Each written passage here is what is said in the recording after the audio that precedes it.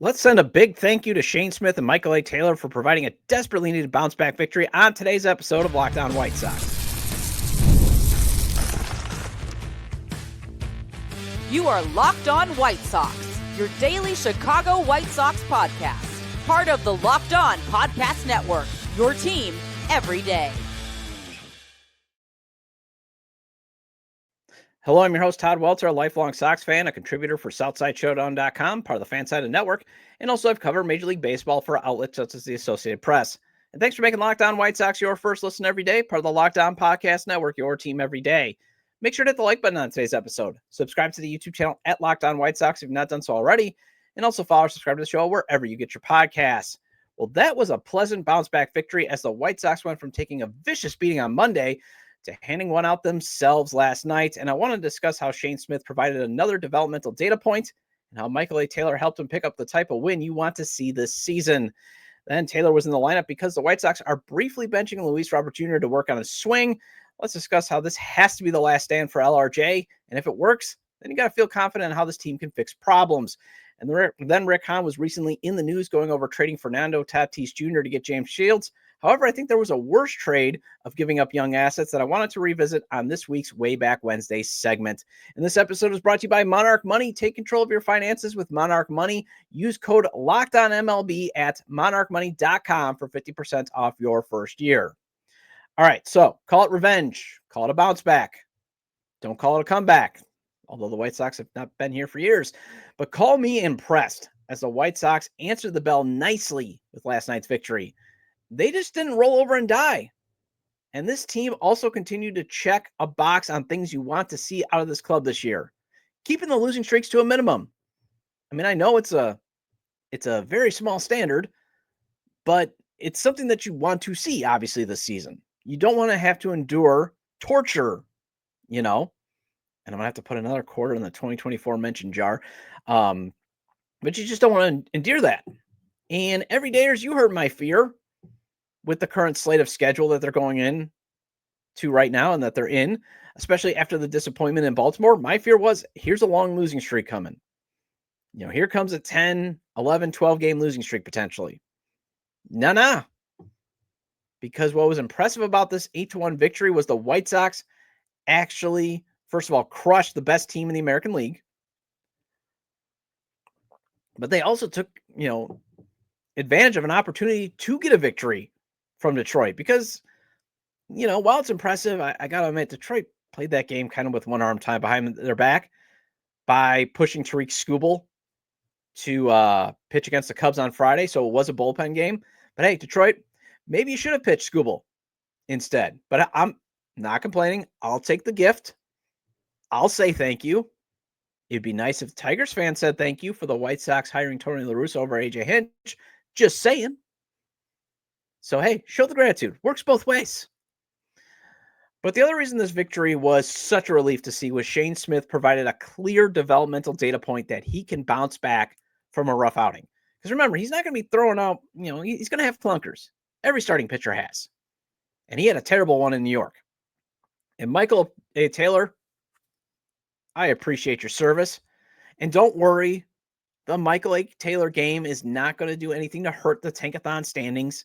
Not like some of those Matt Davidson games that, happened back in 2018. So that's why we can enjoy this victory. We can soak it in. We can take it. Because winning is winning. Whether you win by an inch or a mile or with Detroit bullpenning, who cares? You got a victory over the best team in baseball that's been torturing you. Although one thing I would like to see actually during this series, I know I don't want to press my luck too much, but it would be nice to actually see the White Sox beat the Tigers when they're actually engaged. Because I don't want to put a damper. Again, winning is winning. But the 3 victories that the White Sox have gotten recently over the Tigers, 2 of them were basically because they're probably hungover, celebrating, making the playoffs. And then they win on a bullpen game. But again, this is not the time to be totally picky and be negative. I'm not trying to. It's just, hey, let's see if we can get some more progress here. But back to Smith, who was brilliant over 5 1/3 innings. He allowed no runs, just 3 hits and struck out 6. And he rendered a lineup, again, that pounded out 13 runs the day before. crushed out 5 home runs, 3 of them from Kerry Carpenter, rendered him useless. And oh, by the way, baller move by manager Will Venable for when he pulled Shane Smith in the 6th, because, he brings out Cam Boozer, and that actually forced AJ Hinch to counter by pulling his lefty Kerry Carpenter, going with a righty. So you actually found a way to get a verified White Sox killer out of the lineup. And you got to give some credit, though, to Smith's start to Edgar Caro. Obviously, he's in a bit of a funk at the plate. Did get a hit, but it was kind of one of those lucky ones. He hit one off the pitcher's glove. If the pitcher just, clutches his glove, it's an out. But hey, again, beggars can't be choosers. You take it. And I still have hope he's going to be a stud hitter. I just think he's going through everything. And he keeps showing, at least behind the plate, he is wise beyond his years. As he called a great game for Smith. Both were in sync. Smith was using his curveball more and locating it. And this is what Kyle Williams had, the Chicago Sun-Times White Sox beat reporter on X, formerly Twitter. This is at Kyle_Williams Media. Edgar Caro said Shane Smith throwing more curveballs tonight was because of how he's feeling. Smith said he would like to use the pitch more. Yeah, I mean, I would like him to use it more. Obviously, don't hang it. But again, one of the things that I'm going to preach and preach and preach and preach and preach. And if I sound like a broken record, fine. But one of the things that I just keep loving about watching Shane Smith pitch is just how he does make that ball dance. How he can get it to spin, how he can get it to dive out of the zone, especially with his changeup. And yes, it does help that he can throw. I mean, I think he's averaging 95 on his fastball. And I believe Sean Anderson, former host of the show, now CHGO podcast, he was on X, formerly Twitter, monitoring, Smith's velo, and it was up a little bit. So obviously you still like, his bread and butter pitch, obviously the 4-seamer. But the way he can, if he can, obviously, especially use that 4-seamer to set up the rest of his his off-speed stuff and his spin stuff, that just makes him nasty. Because again, how he can get that changeup to dart out. And, the changeup, if I recall, yeah, the ball was dancing, but he was having a little bit of trouble commanding it in the beginning. So that's why they went with the curve. So yeah, keep using more of your arsenal as long as you can command it. That's the next evolution. But what you definitely want to see is the young man showing up and being a stud and proving he can be a stud in every start. He's definitely I think he's going to be the team's all-star representative. I think Miguel Vargas still could make a case, but I think, he's got the OPS over 800. But I could see them being like, well, he's got a 241 average. You want to see the power numbers maybe be, if he can get to double-digit home runs, then maybe I think he might have a case to push Smith off. But if if Smith maintains his pace of keeping his ERA under 3, I don't see how you don't select him to be the White Sox all-star representative. And the one thing, though, it was looking like it was going to be a typical Smith start in that while he was on the mound, the offense spotted him just a run, courtesy of actually Michael A. Taylor drawing a bases-loaded walk.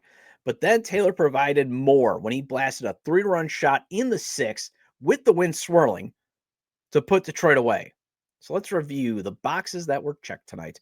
Shane Smith comes up with a nice bounce-back start to show that the Mets game was just a blip, and every pitcher will have a clunker. A veteran stepped up to help limit a losing streak becoming a massive losing streak. The manager actually had a good night managing the bullpen. The bullpen was actually good too. And the White Sox actually returned the favor of getting blown out by piling on more runs in the 7th and 8th inning. So obviously, again, what you'd like to see the rest of the series is maybe just keep fighting this best team in baseball. Maybe beat them when they're fully engaged. Get a split. And obviously look more like, for the lineup, look more like you did last night and less like you did on Monday or over the weekend in Baltimore. And in terms of Smith's development, put together, let's go on another impressive string of starts, sort of like what Garrett Crochet did last season after a rough couple of outings in April. And obviously you'd like to see Smith avoid running out of gas, like I talked about last week. One reason the offense, though, looked pretty good was not many automatic outs in the lineup because Luis Robert Jr. has been benched, at least for yesterday and today. Let's discuss the team's last effort to get him going next on Locked On White Sox.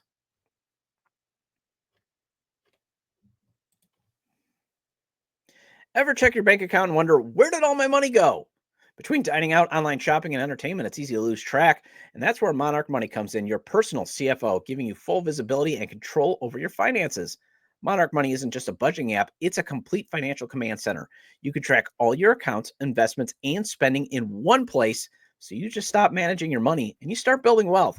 And instead of juggling multiple apps, you can use Monarch to check your finances, track spending, and even plan long-term goals.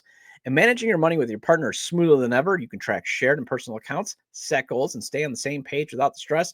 I know my wife was getting stressed out tracking all of our expenses, but no more since we started using Monarch Money. We've been using it to make sure we can watch where we can cut on spending things we don't need and plan out saving for retirement, which for us is actually coming sooner than we think. Take control of your finances with Monarch Money. Use code LOCKEDONMLB at monarchmoney.com for 50% off your first year. That's monarchmoney.com, code LOCKEDONMLB for half off your first year.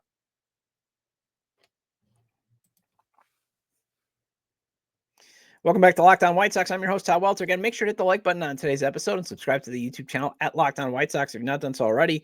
And if you can't catch the show on YouTube, Locked On White Sox is available on all major podcast platforms, so make sure to follow or subscribe on places such as Apple or Spotify. Either way, get your 30-minute fix of Chicago White Sox baseball venting with me. All right, so you notice the offense is actually produced better when Andrew Vaughn and Luis Robert Jr. are not in the lineup. Amazing when even though they're your two highest paid players, are not in the lineup being automatic outs, what you can do. Even with, one F4 like veterans or even minimal F4 veterans, you can actually be a professional baseball team and grind out some runs. And even better, you can actually do stuff when your automatic outs actually produce. I mean, Vinny Capra got a hit last night. And again, the 200 hitting Michael A. Taylor took over the game offensively.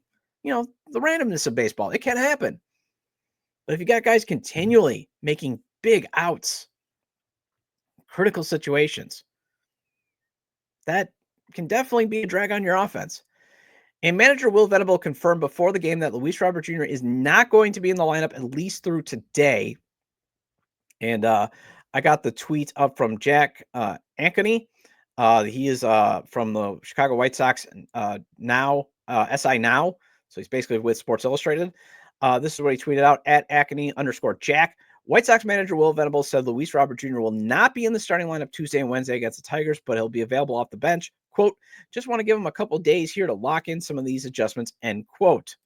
And CHSN's Chuck Garfien also tweeted Sox director of hitting Ryan Fuller is in Chicago working with Louis Roberts. So, they're at least trying. They're trying to give these guys help. And I think, again, that's why you bring in a guy like Ryan Fuller to not just be your hitting coach for your exact team, but for your entire organization. Help the people that need to be helped, that can be vital to either being on the roster of your next competitive team or the guy that has the talent, even though, I have basically said I don't think it's going to happen, that he's going to yield a accelerating rebuilding trade package, but I give him credit for at least trying. And I am at the point, I did the episode, I think it was on Monday, that just trade him for what you can get. And I wrote it on SouthsideShowdown.com. Just trade it. Trade him. If the Mets want to give you Blade Tidwell, their number 16 prospect, take him. And don't, just make the deal and never look back. But it can't hurt to make one last ditch effort to see if even he can go on a run where maybe you get 2 top 10 prospects from a team. Most likely, in the 9 to 10 range. Or at least you get 2 top 30 prospects, maybe one again in the teen range and one again in the low in the 20s. Something maybe somewhat viable. And the other thing that I am impressed is they didn't need to do a Phantom IL stint to send him to Arizona to take a swing lesson. So that is nice. And I'm not critiquing Ryan Fuller. If he wants to work with guys in Glendale, Arizona, fine. If he's willing to travel to Chicago, fine. I don't blame him for being like, I don't want to spend May in Winston-Salem. I'm not against that. He should work-life balance. I'm fine with it. But if this works, if a session or two with Fuller works and gets Luis Robert Jr. going to where you can get something more than just a career minor league reliever, then you got to feel confident in what Fuller can do with the organization and also hiring these biomechanic specialists. Because I think it was Matt Spiegel on the Score said like one of the recommendations for Vargas was more of a biomechanical looking at a swing where it should be, all that type of stuff. Because they've added some people. Again, these are part of these front office upgrades. So if Fuller can get Luis Robert Jr., help him get on a hot streak, you really, especially with Miguel Vargas on his redemption tour, you really got to like where these upgrades could help the organization moving forward. And I mean, right now we've got some data that says, yeah, Fuller might know what he's doing. I mean, not just with the Baltimore Orioles and the talent that they gave him, but I mean, again, Miguel Vargas, Ben Rakin, Colson Montgomery. He's been making contact since he went to swing school. You know, making good contact, finding the holes in the defense at AAA. So you got to like that. And obviously, this might be more evidence that the Sox could be actually capable of doing this thing called developing talents and solving problems for players who are struggling.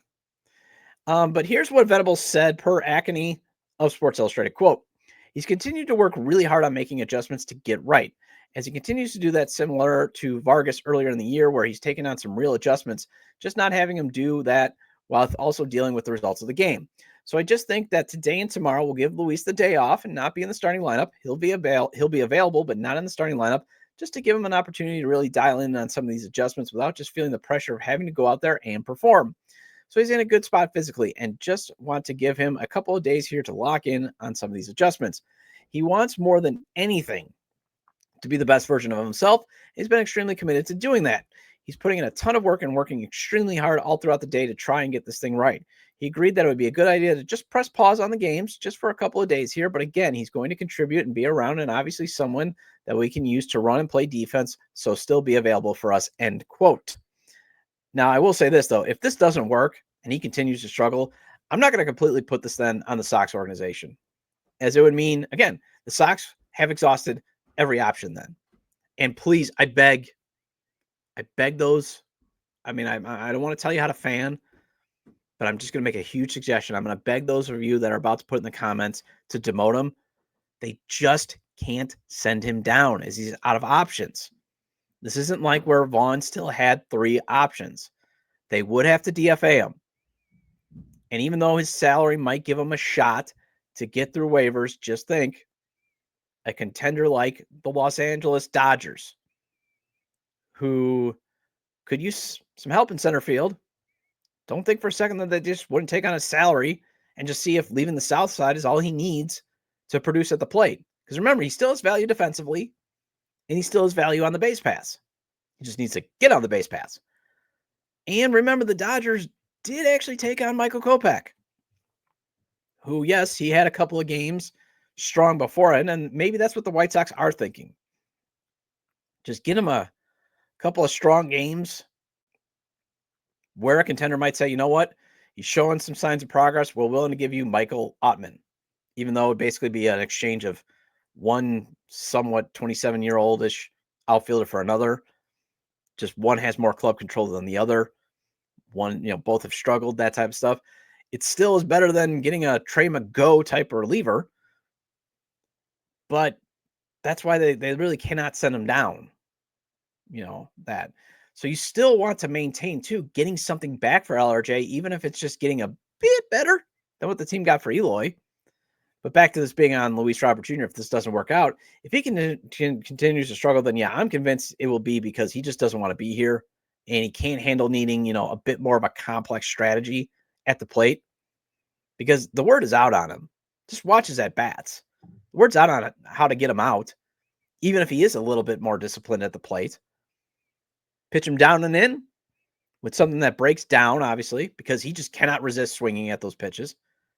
And then you go with something east-west down and away, because he will at least swing and miss at least one of those pitches. He will. He cannot resist. He's gotten better at laying off an east-west pitch that goes down and out of the zone, but he's still going to swing at one of them. So there, you got strike 2. And then all you got to do is pitch him down in the zone, down in the strike zone.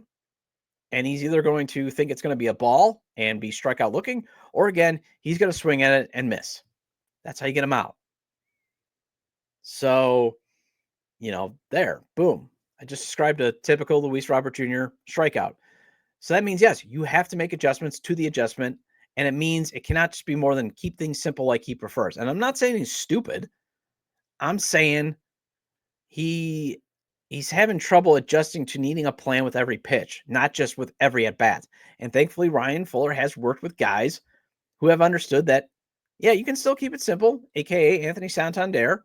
Everydayers may remember I did an episode where Fuller and him developed a routine to keep his swing good, and Santander was always studying film, but it was more of just how to look for what is a pitcher throw that he likes to drive and trying to recognize that at the plate. That was more of his study. That was more of what they came up with.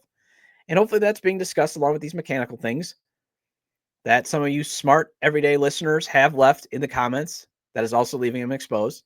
But no matter what, this is LRJ's last stand once he returns to the lineup. It's either got to produce results or, again, yeah, you're just going to get a Trey Mago-like reliever. Well, former GM Rick Hahn brought Luis Robert Jr. to the White Sox, and Hahn was recently back in the news when he was on the MLB Network podcast and revealed more details about the infamous trade that sent Fernando Tatis Jr. to San Diego for James Shields. And I want to discuss how a different trade made before the rebuild was even worse on this week's Wayback Wednesday segment after the break.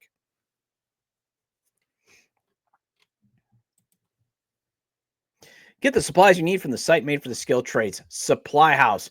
Whether you're in plumbing, HVAC, or electrical work, Supply House is the reliable way to order products online. Their easy-to-use website is packed with helpful resources and the latest product info to help you get the job done right. Plus, with a complete inventory of over 200,000 parts from 400 top brands, you'll find exactly what you need delivered fast from coast to coast. And need help with an order? Supply House offers expert support and industry-leading service, so you'll always talk to a real person. And for trade pros looking for an extra edge, their free Trade Master program offers exclusive perks like a dedicated phone line, free shipping, and discounts on every order. Thousands of skilled professionals are already taking advantage. Now it's your turn. And I keep telling my brother-in-law, he's in the plumbing business. Tell your company to use Supply House.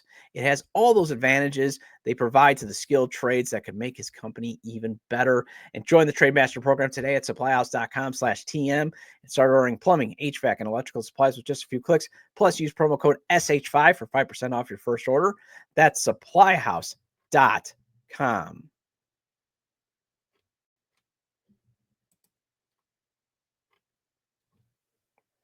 Welcome back to Locked On White Sox. I'm your host, Todd Welter. Again, shout out to all the everydayers. I appreciate your loyalty. Please hit the like button on today's episode and recommend to your fellow Sox fans or baseball fans, friends, to subscribe to the YouTube channel at Locked On White Sox or wherever they get their podcasts, as this show is available on all major podcast platforms. So once again, shout out to my buddy Bez from OnTapSportsNet.com for being the inspiration behind this segment and being the inspiration of this week's Wayback Wednesday, as I fully agree with him when he tweeted out this. And this is at Bez Beyond the Pen. Hot take. I'd rather have a do-over over the Simeon and Bassett for Samardzija trade than this one.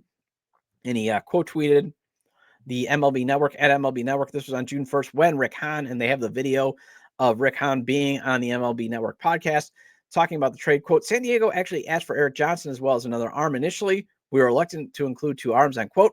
The story behind the White Sox trading Fernando Tatis Jr. to the Padres, according to former GM Rick Hahn. Now, and the clip is up there. It was on June 1st. Now, first, I have this hunch, and keyword hunch, I'm not reporting here, not saying anything, but I've got this hunch Rick Hahn is auditioning for a role on MLB Network, because otherwise, why would you go over the details of such a horrible trade when it comes to dealing Fernando Tatis Jr.? I mean, it was a bad trade.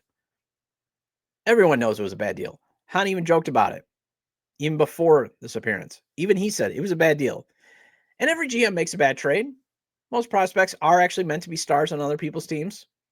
Like it or not, that still is a reality. But if San Diego wanted two pitchers, just give them two pitchers. At the time of the deal, you were spending prospect capital like crazy anyway.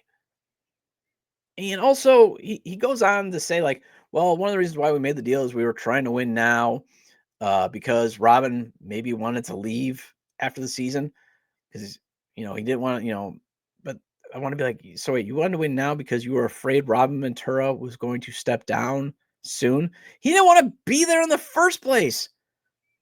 He was only managing the team as a favor. I mean, everybody knew that. Robin was kind of like, oh, I don't really want to do this. I mean, and Robin is a smart baseball guy, I love Robin Ventura as a player, but it wasn't like that genius mind of his then turned out to be this, plus war manager. He wasn't the genius that everybody thought he was then, like Kenny thought. And anyways, trying to win now, like Hahn outlined, to see if big game James had something left was not a win move now, because it was more of, well, this is the best that we can do because of the limited resources of your owner, not allowing you to add win now players in free agency. And that's how they got mired in mediocrity. One of the reasons was they always had to keep going to the trade market to get decent players, because the owner just wouldn't say, go sign a guy for $100,000 and let's take care of this issue. Just like when the team had to deal for Samardzija, that probably actually set up the team for being mired in mediocrity, because the team gave up even better young talent than they did in the Shields deal.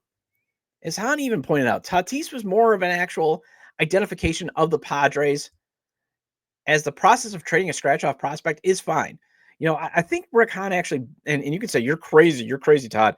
I think you and I, and even Rick Hahn, sometimes have revisionist history that the White Sox traded Tatis as he was some emerging superstar talent. Like he was their best prospect. He was 17 at the time of the trade. That's a prospect that you could easily trade away for help now if you are trying to win now, even though they were kind of sort of doing it with chewing gum and duct tape. It's kind of like the players that maybe you're hoping that someone like a guy like Lenyn Sosa can maybe even yield in a deal at the trade deadline for the White Sox. High upside guys, but also complete unknowns with the potential to bust. Because, hey, yeah, credit to the international department for finding Tatis, but also credit to the San Diego for saying, yeah, I see what you guys, this guy could be something. But you still didn't know. It's kind of like, did the White Sox acquire somebody like, oh, yeah, it's like acquiring Samuel Zavala in the Dylan Cease trade from San Diego. It happens. You take chances. Sometimes it comes up okay. Sometimes it comes out, you're basically that turning out to play with house money, and sometimes it comes out bust. It's fine. But think about it. The White Sox actually gave up 3 young players that were already at the major league level to get Samardzija, who was 30 and set for free agency after the season in 2015. And oh yeah, he went on to have one of his worst seasons. I mean, there was a lot of data that James Shields was not going to work out for the White Sox. He wasn't big game James anymore. Jeff Samardzija went to an all-star team and then got traded to Oakland. So yeah, the hope was, but they gave up Marcus Semien, who only got better in Oakland, where he finished 3rd in MVP voting in 2019, and then became a 3-time All-Star after leaving Oakland. They also traded away Chris Bassett, who's been nothing but a solid starting pitcher throughout his entire major league career. Now, who knows if they helped the White Sox win, but don't think for a second, if the team had those 2 players when they were trading off assets to start the rebuild, that they could have leveraged them for more promising prospects. You could have added to, when you traded away Chris Sale and Jose Quintana and Adam Eaton, you could have possibly gotten more. It was just a bad trade to give up that much young major league talent for 1 year of a pitcher the team also clearly was not going to re-sign.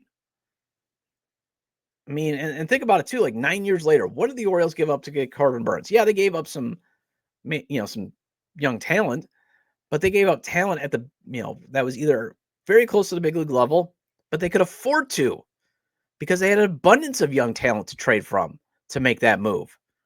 And it was just 2 and a draft pick, not 3 major league ready players. And the White Sox were running out of young talent, of good young talent that could maybe help them. And they still made that foolish trade.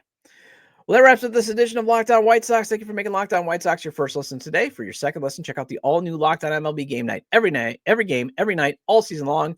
Get local analysis on a national scale. Find MLB Game Night on Locked On MLB on YouTube or every listener podcast. And I'll be back tomorrow to discuss something neat going on at the rate this weekend with a special guest. Feel free to leave comments about today's discussion regarding the White Sox having a nice bounce-back victory, the last attempt to revive Luis Robert Jr., and this week's Wayback Wednesday. And you can leave them at the episode page on YouTube, X, formerly Twitter, at Todd J. Dub or at Locked On White Sox, or email me at lockedonwhitesox@gmail.com. Have a great day, and I will see you tomorrow.